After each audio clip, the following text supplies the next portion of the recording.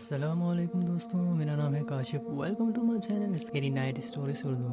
दोस्तों, उम्मीद है आप सभी लोग खैरियत से होंगे। दोस्तों, थंबनेल और टाइटल से है तो आपको पता चल गया होगा कि आज का वाक़या है जो वो किस चीज़ से रिलेटेड है।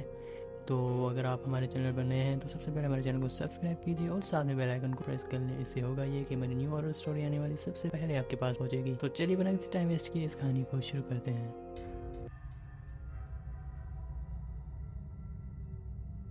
दोस्तों, ये स्टोरी फराज की है जिनका ताल्लुक इस्लामाबाद से है। अस्सलामुअलैकुम, मेरा नाम फराज है। मैं एक आम सा ड्राइवर हूँ। इस्लामाबाद के एक प्राइवेट कंपनी में मुलाजिमत करता हूँ। नौकरी की नौयत ऐसी है कि दिन हो या रात, जब भी किसी कंपनी के ऑफिसर या किसी इम्पोर्टेंट डॉक्यूमेंट को कहीं पहुँचाना हो, मुझे फ़ौरन निकलना पड़ता है। ये कहानी पिछले साल दिसंबर की है। सर्दी अपने इंतहा पर थी। रात का वक्त करीबन 11:30 का था। धुंध इतनी गहरी थी कि जैसे पूरे शहर को किसी ने चादर से ढक दिया। उस रात मुझे रावलपिंडी से इस्लामाबाद जाना था। आम हालात में तो ये एक सीधा साधा सा सफर था, लेकिन उस रात हर चीज अलग। जैसे फिजा में एक अनजाना सा खौफ घुला हुआ हो। जैसे ही मैं फैजाबाद इंटरचेंज से आगे निकला तो मुझे एहसास हुआ कि ये सफर मेरे लिए आसान नहीं होगा। सड़क पर कोई गाड़ी नजर नहीं आ रही थी। कभी कभी बहुत दूर से हेडलाइट की धुंधली सी झलक दिखाई देती और फिर वो भी धुंध में गुम हो जाती। मेरे इर्द गिर्द सिर्फ धुंध ही धुंध थी। हेडलाइट गाड़ी के आगे कुछ ही दूर तक ही रोशनी कर रही थी, लेकिन इसके आगे सिर्फ गोरा ही गोरा छाया हुआ था। ऐसा लग रहा था कि जैसे मैं किसी खाली खाला में गाड़ी चला रहा हूँ। कुछ खामोशी में सिर्फ गाड़ी के इंजन की आवाज सुनाई देती और मेरी सांसों की आवाजें सुनाई दे रही थी। तकरीबन 10 मिनट के सफर के बाद मुझे अचानक सफर के दौरान रास्ते के किनारे पर कोई हैवला सा खड़ा दिखाई दिया। मेरे दिल ने जोर से धड़कना शुरू कर दिया। मैंने फौरन ब्रेक लगाई और गौर से देखने लगा। वो एक औरत लग रही थी। उसने सफेद शॉल ओढ़ रखी थी और उसके बाल खुले हुए थे और वो बिल्कुल साबित खड़ी थी। उसके बाल खुले हुए थे और बिल्कुल वो साबित खड़ी थी। उस वक्त मुझे फौरन ख्याल आया, शायद ये कोई मुसाफिर है जो इस धुंध में फंस गई है। ये ख्याल मुझे आया। मैंने अपनी गाड़ी आहिस्ता से साइड पे लगाई, लेकिन जैसे ही मैं उसके करीब पहुंचा वो औरत एकदम गायब हो गई। मैंने अपनी आंखें मरोड़ी और एक बार फिर से उसकी तरफ झांका, लेकिन वहाँ पर कोई भी नहीं था। मेरे बदन में झुरझुरी सी दौड़ने लगी। मैं अपने आप को हौसला देने लगा और मेरे दिल को समझाया कि ये धुंध की वजह से मुझे वहम हुआ है। और उसके बाद दोबारा गाड़ी मैंने आगे बढ़ा दी। मैंने सोचा कि कुछ मौसीकी लगा लूं ताकि मेरा दिल बहल जाए। मैंने जब रेडियो ऑन किया तो बस शोर ही शोर सुनाई दिया, मानो जैसे सिग्नल ही खत्म हो गए हो। इससे मेरी परेशानी मजीद बढ़ गई। इसके बाद मैंने अपना मोबाइल फोन निकाला, लेकिन हैरत की बात थी उसके ऊपर भी कोई सिग्नल्स नहीं थे।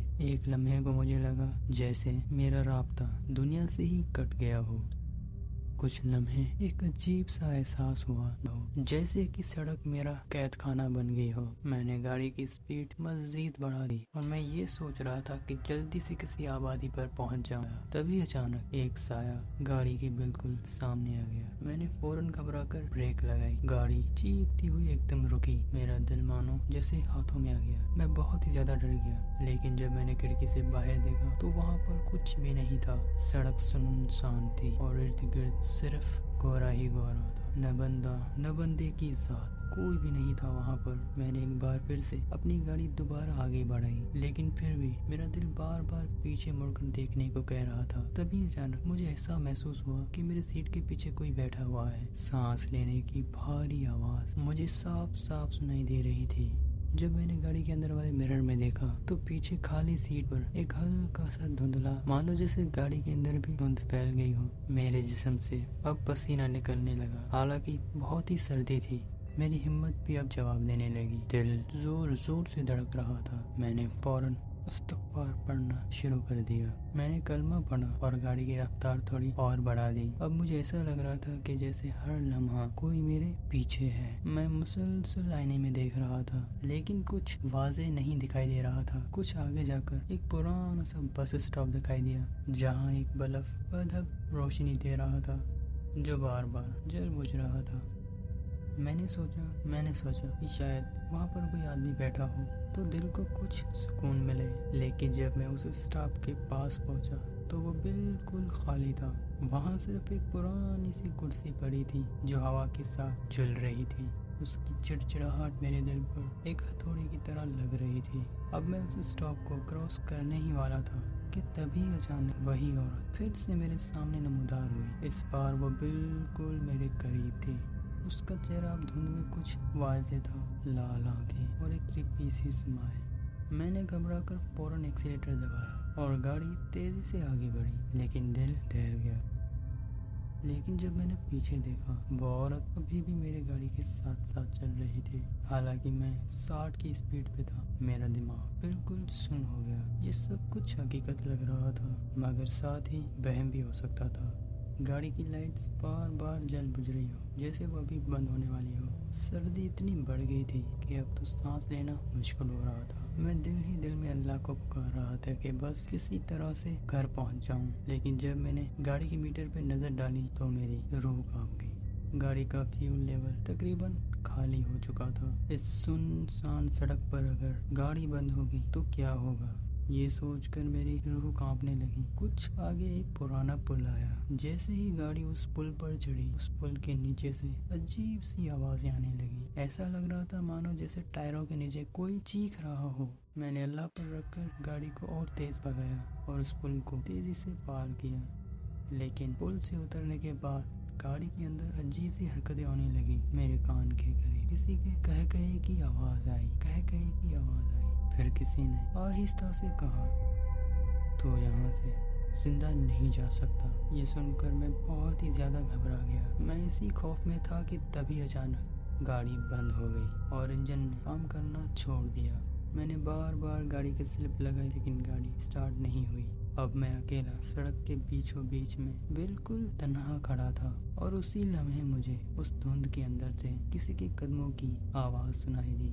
जब मैंने गौर से देखा तो दूर वही औरत खड़ी हुई थी। वो औरत आहिस्ता आहिस्ता मेरी गाड़ी के करीब आ रही थी। उसके कदमों की चाल इतनी साफ थी कि जैसे मेरे दिल पर पड़ रही हो। अब मेरी आंखों में आंसू आने लगे। मैंने वहाँ पर बिल्कुल खुद को बेबस पाया। मेरा जिस्म कांप रहा था और दिल धक धक कर रहा था। बाहर धुंध में वो औरत आहिस्ता आहिस्ता मेरे करीब आती जा रही थी। मेरे दिल ने चाहा कि गाड़ी का हॉर्न बजा दूं, लेकिन मेरे हाथ मानो जैसे सुन्न पड़ गए हों। तभी अचानक वो औरत गाड़ी के बिल्कुल पास आकर रुक गई।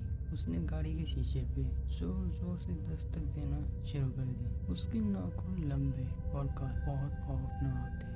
हर दस्तक के साथ ऐसा लगता जैसे शीशा टूट जाएगा और वो औरत अंदर दाखिल हो जाएगी। मैंने आंखें बंद कर ली और पूरी ताकत से कलमा पढ़ने लगा। मेरी आवाज लरज रही थी, लेकिन दिल की गहराइयों से दुआ निकल रही थी। जब मैंने दोबारा आंखें खोली तो और शीशे के बाद मुझे ही घूर रही थी। उसके होंठों पर एक अजीब सी क्रीपी स्माइल थी, एक ऐसी मुस्कुराहट जिसमें जिंदगी नहीं मौत बोलती थी। उसकी आंखें सुर्ख अंगारों की तरह चल रही थी। उस वक्त मेरी रूह कांपने लगी। तभी अचानक दूर से गाड़ी की हेडलाइट्स नमूदार हुई। जैसे ही वो रोशनी करीब आई, वो औरत अचानक उस धुंध में गायब हो गई। मैंने डरते डरते एक बार फिर से गाड़ी का स्लिप लगाया। हैरत अंगेज तौर पर गाड़ी का इंजन स्टार्ट हो गया। मैंने बगैर सोचे समझे गाड़ी का एक्सीलेटर दबा दिया और गाड़ी तेजी से आगे बढ़ा दी। कुछ लम्हों के लिए दिल को सुकून सा महसूस हुआ। मुझे लगा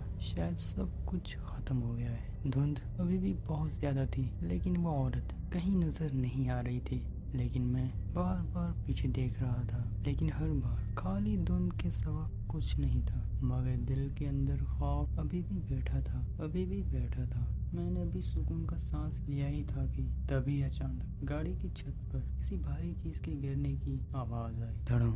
गाड़ी एकदम हिल गई। उसके बाद छत पर खुरचने की आवाज आने लगी, मानो जैसे कोई अपने नाखूनों से गाड़ी को नोच रहा हो। मैं बहुत ही ज्यादा डर गया था। मैं चीखना चाहता था, मगर आवाज गले के अंदर ही रह गई। अचानक मेरे कानों में खौफनाक तहकाहट गूंजा। ये वही औरत थी। आवाज ऐसी आ रही थी जैसे वो गाड़ी के अंदर बैठी हो। लेकिन जब मैंने पीछे गर्दन घुमाई तो पीछे सीट खाली थी और मेरा जिस्म सुन्न हो गया। मैंने घबराहट में गाड़ी की स्पीड बढ़ा दी लेकिन जैसे ही गाड़ी की रफ्तार बढ़ी, मेरी गाड़ी एक साइड फिसलने लगी, मानो जैसे गाड़ी के किसी ने स्टीयरिंग पकड़ लिया हो। मैं पूरी ताकत से गाड़ी का स्टीयरिंग सीधा करने की कोशिश करता रहा।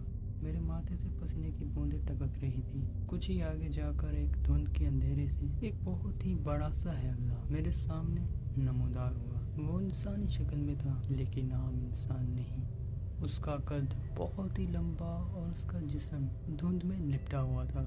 मैंने फौरन ब्रेक लगाई, लेकिन गाड़ी फिसलती हुई सीधा उससे गुजर गई। वो हैवला तो गायब हो गया, लेकिन मेरे दिल की धड़कन ऐसे थी जैसे अभी फट जाएगा। अब मैं तकरीबन घर के बहुत करीब था।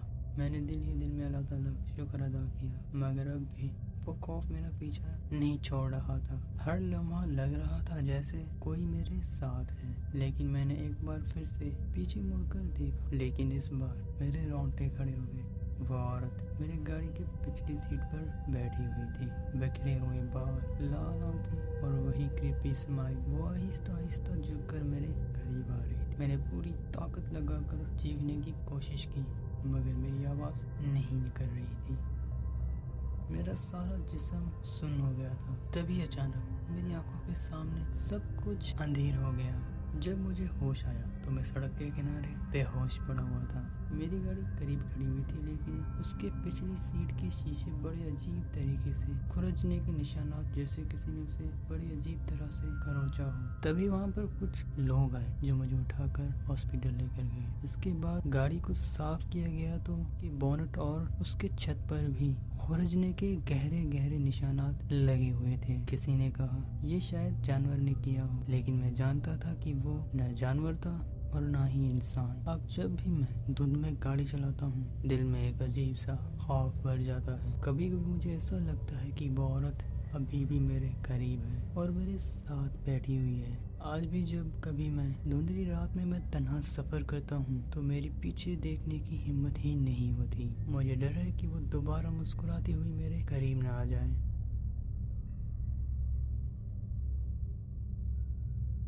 तो दोस्तों, मुझे उम्मीद है कि आज का ये खौफनाक सफ़र और ये स्टोरी आपको पसंद आई होगी। और अगर पसंद आई तो हमारे चैनल को लाजमी से सब्सक्राइब कीजिए और साथ में बेल आइकन को भी प्रेस कीजिए। इससे होगा ये कि हमारी न्यू वीडियो आने वाली सबसे पहले आपके पास पहुंचेगी। और अगर आप अपनी हॉरर स्टोरी हमारे साथ शेयर करना चाहते हैं तो डिस्क्रिप्शन में व्हाट्सएप नंबर है और ऊपर ID मेंशन की हुई है, वहाँ पर भी आप सेंड कर सकते हैं। तब तक के लिए अल्लाह हाफिज़, मिलते हैं अगली वीडियो में। Thanks for watching. अल्लाह हाफिज़।